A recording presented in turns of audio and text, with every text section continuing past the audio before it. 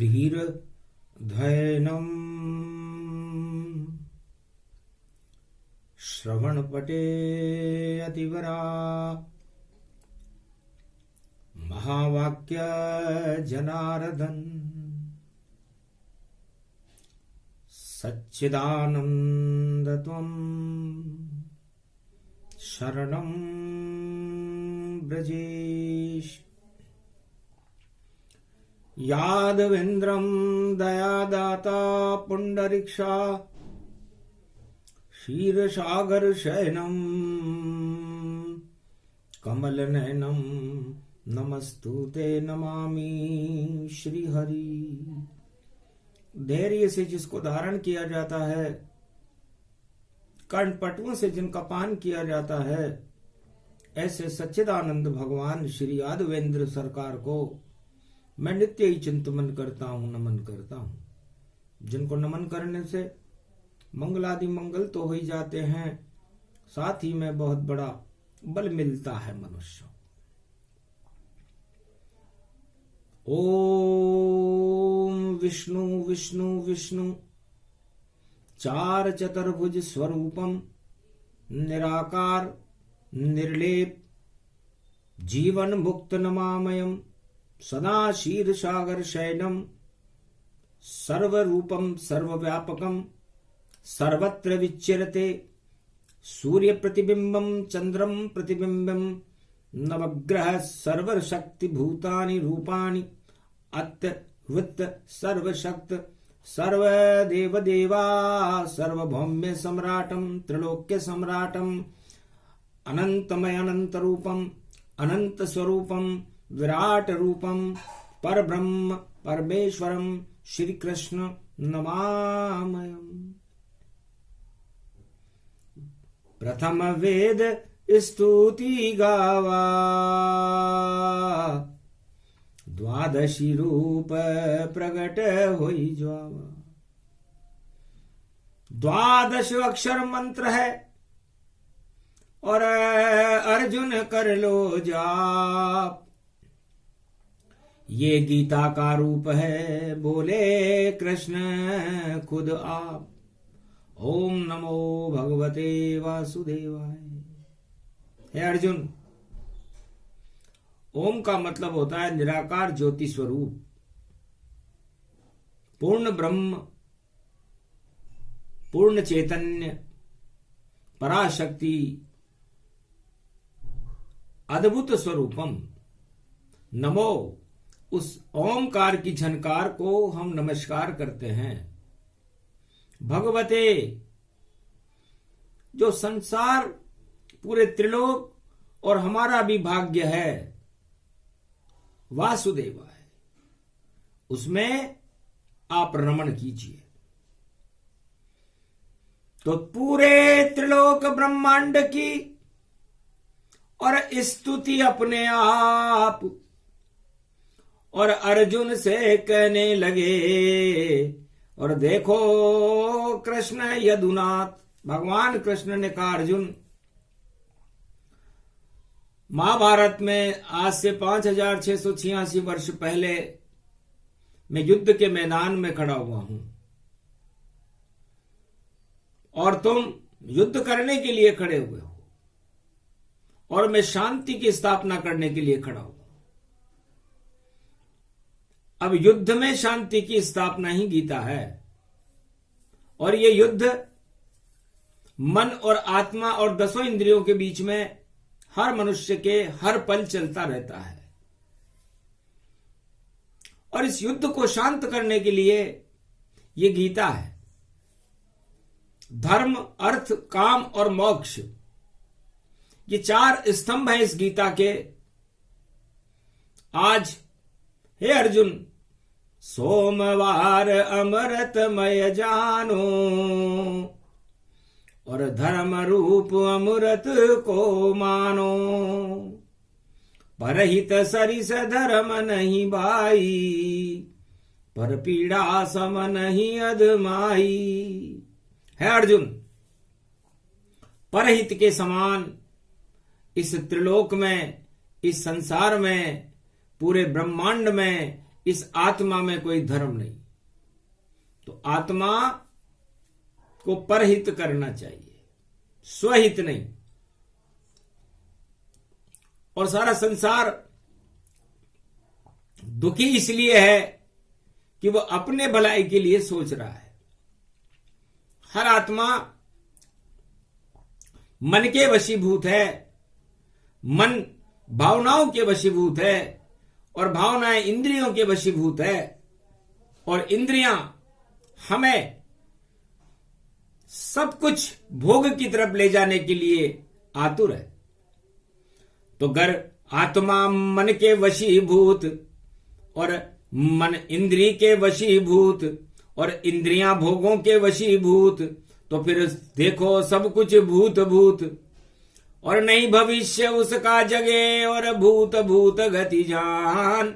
माया का ये भूत है जिसे छुड़ाए भगवान। तो ये माया का भूत जब मनुष्य के लग जाता है तो दुनिया का कोई मंत्र, दुनिया का कोई तांत्रिक, दुनिया का कोई ज्योतिषी, दुनिया की कोई भी राजा महाराजा, शक्ति, धनवान, परिवार इसे छुड़ा नहीं सकता। तो तुझ पर चढ़ा है माया का भूत, दुर्योधन पर भी चढ़ा हुआ। इस कारण महाभारत के युद्ध मैदान में श्री कृष्ण भूत उतारने के लिए खड़ा हुआ। तो भूत भविष्य वर्तमान ये गीता का ज्ञान, तेरा भूत उतारूंगा रे अर्जुन, और तू बन जाए यहां महान। अर्जुन तेरी माया का भूत तो मैं उतार दूंगा, लेकिन कौरवों की माया का भूत मुझे बिल्कुल भी नहीं उतारना, उन्हें मुझे कड़ा दंड देना है। क्योंकि भोगों में आसक्ति हो, भोग बने रे भगवान, तो भोगों में जब फंसता मानव हो जाता शमशान। तो सारी कौरव सेना भोगों में फंसी हुई है, भगवान से बहुत दूर है और शमशान के निकट जाने की तैयारी कर रही है। इसलिए अर्जुन, आज का जो प्रकंड है इस कलयुग में धर्म से प्रारंभ करूंगा और मोक्ष तक ले जाऊंगा। तो ये पूरा जो शरीर है, ये जो आत्मा है, ये पंच तत्व की जो देह है, इसके अंदर 4 शक्तियां होती है। मुख अपना ये धर्म में जानो, और सारा धर्म इसमें ही मानो। ज्ञानेंद्रिय इसको कहे, ज्ञान ही होता धर्म, ज्ञान हमारा कर्म है और ज्ञान में ही है मर्म। तो ज्ञानेंद्रियां इस धर्म के साथ रहती हैं। और दोनों हाथ कर्म में जाना, इसको पुरुषार्थ ही माना। पुरुषार्थ से अर्थ चक्र, और कर्म करे जो कोई वह भी शक्तिशाली होता, इसमें संशय न हो। ये हमारे दोनों हाथ हैं, ये कर्मों की प्रधानता है। धर्म से कर्म बनता है और कर्म से पुरुषार्थ बनता है, और पुरुषार्थ से हमें अर्थ की प्राप्ति हो जाती है। जितनी मेहनत करेंगे उतना हमें अर्थ मिल जाएगा। तो ये अर्थ चक्र हमारे हाथ है, और काम चक्र ये पेट है, और मध्य ये भाग, इसको कहते काम चक्र। और काम से चले समाज। तो जब तक काम वासना नहीं होगी तब तक सृष्टि की रचना नहीं होगी, और सारे काम हमें इस पेट के लिए करने पड़ते हैं। इसलिए ये काम चक्र है।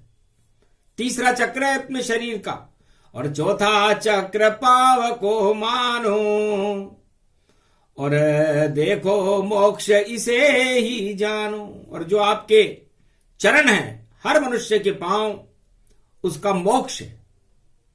तो धर्म, अर्थ, काम और मोक्ष में ये 4 भागों में है अर्जुन तेरा ये शरीर बटा हुआ है। अब सुनो ज्ञान की बात कृष्ण बतलावे, और धर्म की अलग अर्जुन में देखो जगावे। जब धर्म जागृत होगा यहां पर भारी, तो बने विजेता पांडव सेना सारी। हारे दुर्योधन भोग चक्र में जावे, सारे कौरव शमशान यहाँ बन जावे। इस कारण गीता ज्ञान कलयुग में मानो, और धर्म हमारे मस्तक को ही जानो। इसलिए धर्म हर मनुष्य का मस्तिष्क है। अब बताओ, धर्म ध्वजा झुक जाए तो आदमी का मस्तिष्क झुक जाता है। इसलिए धर्म ध्वजा हमेशा ऊंची रहनी चाहिए। तो ये धर्म ध्वजा ऊंची कब रहती है? जब इसमें धर्म भरा हो। तो आप हर मनुष्य को इस मृत्युलोक में सोचना चाहिए अर्जुन, कि उसने अपने मस्तिष्क में भर क्या रखा है। जो वस्तु इसमें भरे वैसा उसका धर्म, वैसे उसके कर्म हैं और वैसा उसका मर्म। अब कलयुग में लोग इस मस्तिष्क में धर्म को नहीं भरते, वह इसके अंदर अपनी काम वासनाओं को भर लेते हैं, विष भर लेते हैं।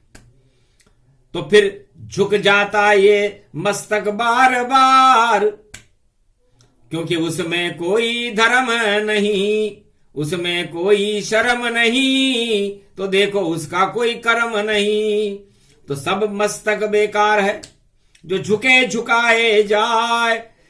सत्ता के आगे झुके नारी पे झुक जाए, या धन पर झुक जाए, या देखो लोभ गति जान, जा जा उसका लोभ हो वहां झुके इंसान।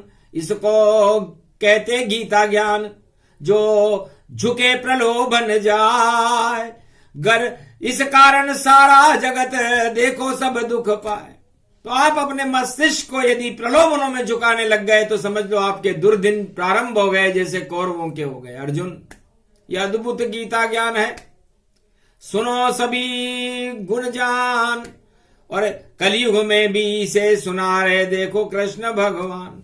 तो बताइए, संसार के और भारत के 7.25 अरब लोगों से वाणी प्रश्न करती है कि आप अपने मस्तिष्क में प्रलोभनों को भरोगे या धर्म को भरोगे। और धर्म कहां झुकता है? धर्म झुके गुरु के चरणों में, और धर्म झुके माता पिता के चरणों में, और धर्म झुके ईश्वर चरणों में, और नहीं कहीं झुकता है। इस कारण जो धर्म का पहिया देखो आगे चलता है। तो धर्म ध्वजा ऊंची रहती है, मस्तिष्क को ऊंचा रखना चाहिए। इसमें बुरे विचार मत प्रवेश कराओ, वरना आपका जीवन प्रलोभनों में गिर करके आपकी आत्मसम्मान को ही समाप्त कर देगा। क्योंकि आप सत्ता देख करके झुक जाओगे तो प्रलोभन में आ गए, राजा ने आपको टुकड़ा डाल दिया। किसी मालिक के आगे झुक जाओगे जो आपको नौकरी दे रहा है, तो उस आपका सम्मान वहां झुक गया, उसने आपको टुकड़ा डाल दिया। नारी के आगे झुक जाओगे तो नारी ने अपना शरीर आपको दे दिया, तो आप उसके प्रलोभन में आ गए और आप उसके यहां झुके रहोगे। तो सारे काम ही सब गलत, उल्टे होंगे काम, इस दुनिया में होएगा कभी ना आपका नाम। क्योंकि आपने तो झुकना सीख लिया, और झुके भी कहा प्रलोभनों में, स्वार्थों में झुक गए।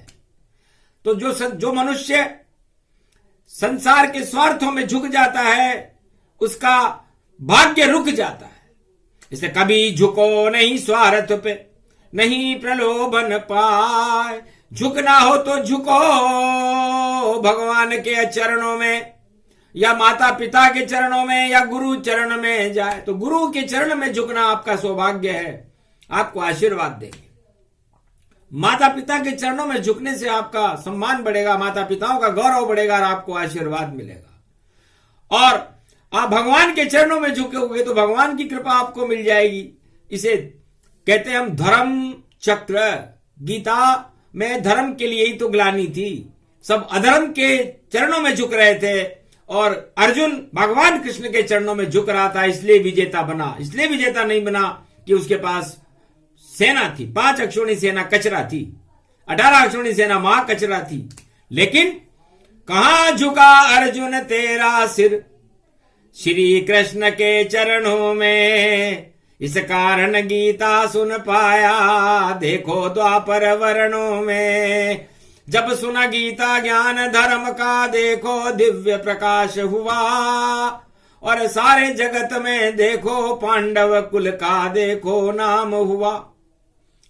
तो सारे संसार को गीता ये ज्ञान देती है कि आप अपने मस्तिष्क को प्रलोभनों में मत झुकाना, किसी राजनेता के चरणों में मत झुकाना, किसी धनवान के चरणों में मत झुकाना, और किसी नारी और किसी प्रलोभन कहीं भी हो, कैसा भी प्रलोभन उसके आगे न झुके, उसका विरोध करें कि क्यों झुका रहे हो तुम हमको ईश्वर चरणों में झुकना है, और माता पिता गुरु के चरणों में झुके और नहीं कहीं झुकना है। ये गीता का ज्ञान है। और झुके जो तीनों जान, अन्य जगह तो झुके तो हो जाता अपमान, इसलिए सारे संसार का अपमान और कलंक हो जाए, क्योंकि झुकते सत्ता के पीछे और टुकड़े डाले था। तो राजाओं के चरणों में झुकना और राजाओं के गले लगना, उनके चाटुकारिता करना, धनवानों की चाटुकारिता करना, ये कोई सौभाग्य का विषय नहीं है, दुर्भाग्य का विषय है। यदि कोई ऐसा करता है तो दुर्भाग्यशाली है, सौभाग्यशाली न माने। कुछ 4 दिन की चांदनी और फिर अंधेरा पाक। इसलिए ये मस्तिष्क धर्म है, इसके अंदर हम नैनों से देखे ईश्वर, मुख से ईश्वर को हम बोले, कानों से ईश्वर को सुन ले, और मस्तिष्क में ईश्वर बोले। तो जो ऐसा करे मनुष्य तो उसे मिले भगवान, और नहीं वहां कोई रहेगा फिर कोई अज्ञान। सियावर रामचंद्र शंकर हरिओम। इस कारण भैया झुको नहीं, और ईश्वर चरणों में झुकना है, और धर्म ध्वजा कभी झुकती नहीं हमको कहीं और रुकना है। सदमार्ग पर चलो सब चलो सत्य के साथ, और सत्य के साथ रहो तुम तो कृष्ण खड़े यदुना, तो आपके साथ कृष्ण खड़े रहेंगे। इसे धर्म चक्र कहते हैं। और संसार में जितने भी सन्यासी हुए, ब्रह्मा हुए, विष्णु हुए, महेश हुए, तीनों जगत गुरु हुए, वो संसार में कभी किसी के आगे नहीं झुके तो केवल प्रेम से झुके, वरना उन्हें झुका सकता नहीं। दुनिया में यहां कोई कृष्ण खड़े कुरुक्षेत्र में कभी झुकेंगे ना, कभी झुकेंगे नहीं। झुकेगी कौरव सेना, झुकेंगे द्रोणाचार्य, झुकेगा भीष्म पितामह, धृतराष्ट्र, दुर्योधन, कर्ण, इन सबको झुकना पड़ेगा, क्योंकि ज्ञान नहीं रहा इनके पास, अज्ञान भर लिया मस्तक में, इसलिए काल आ गया यहां और दे रहा दस्तक इनके घर में। तो साफ सफाई अभियान है ये गीता का ज्ञान। अर्जुन तेरे मस्तिष्क में बैठ गए रे भगवान। है अर्जुन, तेरे मस्तिष्क में हमने धर्म की स्थापना की है। तो गीता धर्म की स्थापना है और अधर्म का नाश है, इसे गीता कहते हैं। इसलिए गीता की किताब पढ़ने का विषय नहीं, और कुछ भी समझ नहीं आवेगा। अगर समझ नहीं आवे जीवन में तो कैसे मानव अपनावेगा। तो सीधी भाषा में श्री कृष्ण कलयुग में अर्जुन ज्ञान दिया, अरे मस्तिष्क में धर्म चक्र चलाओ तो भाग जाए अज्ञान यहां। इसलिए हर मनुष्य को, भारत में 1.25 अरब मनुष्यों को, चाहे वो राजा हो या प्रजा हो, धर्म चक्र चलाना चाहिए। यदि 1.25 अरब भारतीयों ने अधर्म चक्र चलाया तो उनकी हालत कौरव जैसी हो जाती है। उसे कोई नहीं रोक सकता, चाहे भगवान यहां खड़े हो या ना हो। इसलिए हमें गीता आज्ञा देती है, भगवान कृष्ण आज्ञा देते हैं कि अपने मस्तिष्क में भरना हो तो धर्म को भरो, और धर्म ध्वजाओं को झुकने मत दो। अपने मस्तिष्क का सम्मान रखो, इसे आत्मसम्मान कहते हैं। और आत्मसम्मान को कभी नहीं झुकाना चाहिए, चाहे कोई कैसा भी प्रलोभन दे। अब चले अर्थ की ओर, हाथ ये भारी, अरे अर्जुन तेरे हाथ में गांडीव शक्ति सारी है। उठो धनंजय युद्ध भूमि में, हाथों में गांडीव उठाए। यही तुम्हारा कर्म है भैया, यही तुम्हारा अर्थ है भाई। पुरुषार्थ करो अर्जुन तुम अब अर्थ चक्र तुमको समझाए। अपनी मेहनत अपनी ताकत अपनी भुजा को ले उठाए। तो लो इस गांडीव को अपने हाथों से तुम तीर चलाए। जितनी तेरी शक्ति अर्जुन उतने तीर यहां पर आए। चलाओ, कितनी शक्ति है आपकी। प्रत्यक्षते किम प्रमाणम, और अधर्म पर चलाना। पुरुषार्थ किसे कहते हैं, अर्थ किसे कहते हैं। अर्थ भ्रष्टाचार से नहीं कमाना चाहिए, बेईमानी से नहीं कमाना चाहिए। यदि किसी ने बेईमानी से धन कमाया और अपने पुरुषार्थ का दुरुपयोग किया इन हाथों का, तो उसे 100 जन्मों तक नरक का कीड़ा बनना पड़ता है। अधर्म से धन होता है 2, 5 और 7, तुलसी 12 वर्ष में जड़ा मूल से जा। तो अपने इन दोनों हाथों से शुभ कर्म करना चाहिए मनुष्य, और शुभ कर्मों से जो पुरुषार्थ से जो धन मिले उसे अपना जीवन चलाना चाहिए। अधर्म के धन का त्याग कर देना चाहिए। पर धन पत्थर मानिए परत्रिय मात समान, इतने पर हरि ना मिले तो तुलसीदास जमान। तुलसीदास जी कह के गए कि पराय धन को पत्थर मानो, मत देखो उसकी तरफ। पराई स्त्री को माता मानो, जननी मानो। यदि ये 2 काम भी कोई मनुष्य कर ले, तो ये अर्थ चक्र में हम बता रहे हैं, तो फिर उसका बाल भी बांका कोई नहीं कर सकता। उसे भगवान घर बैठे मिल जाएंगे। न भगवान का नाम ले तो ठीक और नहीं ले तो ठीक। तो अर्जुन तू कौन सा भगवान का नाम ले रहा है? यहां केवल तुझे मैं व्यवस्था सिखा रहा हूं कि अर्थ हमारे दोनों हाथों से हमें शुभ कर्म करना चाहिए। तो संसार में भारत में 1.25 अरब व्यक्ति राजा और प्रजा सहित शुभ काम करना शुरू करें। भ्रष्टाचार, आतंकवाद, हिंसा, बेरोजगारी, गरीबी से दूर रह करके जो उनको मिलता है अपने पुरुषार्थ से उसे उसमें संतोष करें। संतोषी सदा सुखी और असंतोषी सदा दुखी। इसलिए सारे राजा प्रजा और दुखी क्यों हैं? क्योंकि सब असंतोषी हो रहे हैं। संतोष तो किसी में है ही नहीं। वो चाहता है राजा मेरी सत्ता लंबी चले, हर गरीब आदमी चाहता है मैं अमीर बन जाऊं, हर अमीर चाहता है मैं और अमीर बन जाऊं। ऐसे कैसे होगा? जितना आप पुरुषार्थ करोगे, जो आपके भाग्य से ज्यादा और समय से पहले आपको नहीं मिल सकता है। अर्जुन 12 साल तुझे भी धक्के खाने पड़े, अब समय आया है तो तुझे भगवान मिल गए और भगवान की कृपा से तुझे वापस कुरुवंश का राज मिल जाएगा। तो भगवान के थ्रू मिल रहा है, अपनी चतुराई से लेता तो नहीं मिलता। तो सारे राजा कलयुग में अपनी चतुराई से अपनी सत्ता प्राप्त कर रहे हैं, लूट मार कर रहे हैं, इधर से उधर भ्रष्टाचार करके जोड़ तोड़ करके सत्ता चलाने से अच्छा है कि सत्ता को छोड़ दें, क्योंकि ज्यादा वह चलती नहीं। कुरुवंश का नाम, कुरु वंश में शकुनी ने और दुर्योधन ने और धृतराष्ट्र ने इतनी चालें चली कि 18 अक्षौणी सेना सहित वो सत्ता ही समाप्त हुई। इतनी चालें कोई राजा जानता भी नहीं है जितनी शकुनी और जितनी दुर्योधन और धृतराष्ट्र जानता था। सारी चालें बेकार हुई, सत्ता भी हाथ से निकल गई। पुरुषार्थ से सत्ता मिलती तो देखो सूरज से चमकती, सूरज जैसी चमकती। इसलिए पांडवों तुम्हारी सत्ता सूरज जैसी चमकेगी और कौरव वंश की सत्ता का नाश होगा। चले, अब धर्म समझा दिया तुझे, अर्थ समझा दिया, अब काम समझाते हैं। तो काम वासना जगत में और देखो रूप विशाल। जो पुरुषार्थ करो आप तो और पेट निवाल आता है। आपके पेट को भरने के लिए हर मनुष्य को काम करना चाहिए। काम वासना का मतलब होता है इस सृष्टि की रचना ही काम वासना से होती है, हमारे पेट के नीचे के अंगों से होती है। इसे हम भोगेंद्रियां कहते हैं। तो भोग भोगने के लिए हमें शुभ तरह के भोग भोगने चाहिए। भोग भोगो भगवान का और भक्ति का लो भोग, कभी रोग नहीं होएगा, लंबा होगा योग। लंबी तो आपके जीवन चलेगा, रोग आपके होगा नहीं। तो आप इस पेट में क्या भरो? पाप कमाई कभी नहीं भरो पेट के माय। धर्म कमाई भर लो तो भाई नाम चमक तन जाए। धर्म की करो कमाई जाए।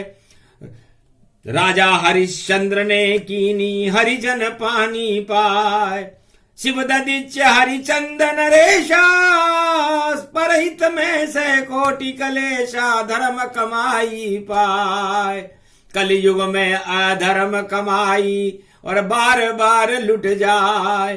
सत्ता लुटे हजारों देखो परिवर्तन गति पाए। कर्म की गति अशुभ गति जान। कर्म करो शुभ अर्जुन भैया बोले कृष्ण भगवान। क्यों अधर्म को पेट में खाओ, अधर्म ही जैसा अन्न वैसा मन, जैसी कमाई वैसी समाई। तो आपके अंदर यदि पाप की कमाई जाएगी तो आपके पाप इस पेट में बढ़ेंगे, आपकी संतान खराब हो जाएगी, आपका वंश खराब हो जाएगा।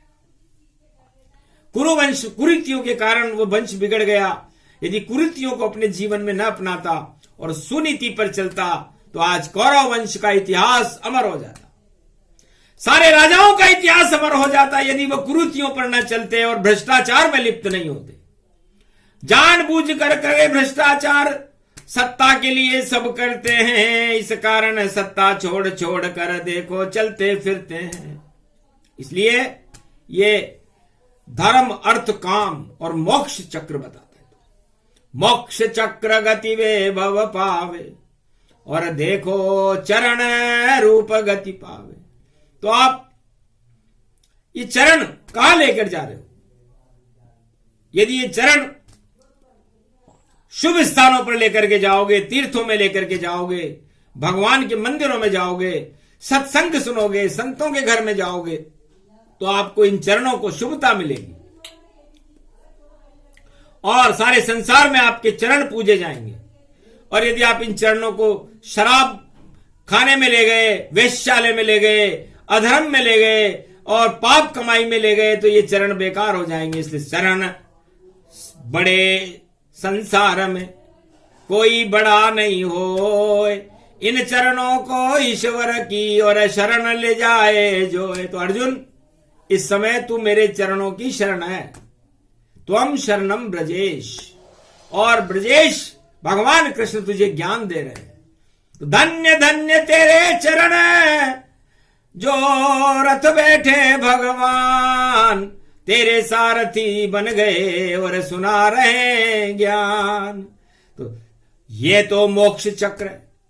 तो जिसके चरण पड़े देवालय में, शुभ शुभ शुभ स्थान पड़े, या वो गंगा में स्नान करे या संतों के घर ज्ञान भरे, तो वही चरण ही धन्य है, बाकी चरण बेकार। अरे राजाओं के शरण पड़े तो हो जाए बंटाढार। इसे सत्ता की दरबार में चरण जाना अच्छा नहीं होता, प्रलोभनों में फंसोगे। यदि आप किसी संत के यहां जाओ तो अच्छा है, किसी मंदिर में जाओ, देवालय में जाओ, तो आपके चरणों में उस देवालय की उस भक्तों की रज लगेगी, वो रज आपको तरण तारण कर देगी। इसलिए गंगा में जाओगे तो आपके पाप धुल जाएंगे। भगवान हिमालय के अंदर जाओ करके आप साधना करोगे तो आपकी साधना सफल हो जाएगी। लेकिन आप सत्ता और धनवानों के पीछे या अपने प्रलोभनों के पीछे घूमते रहे तो आपका बंटाढार निश्चित है। यही गीता का ज्ञान है, चार चक्र का ज्ञान। अरे अर्जुन तुझको दे दिया श्री कृष्ण ने ज्ञान, इसी को गीता कहते हैं। बोले कृष्ण मुस्काए, धर्म अर्थ काम मोक्ष ये गीता ज्ञान कहा है। तो अद्भुत चरित्र सरल सुनावा, कलयुग में भारत प्रगटावा। सारे अर्जुन बन गए 1.25 अरब संतान, भरम ध्वजा भारत की और कभी न नीची जान। भारत की धर्म ध्वजा और भारत माता की धर्म ध्वजा कभी नीची नहीं होती। ये भगवान कृष्ण ने कहा, चाहे सतयुग हो, त्रेता हो, द्वापर हो या कलयुग।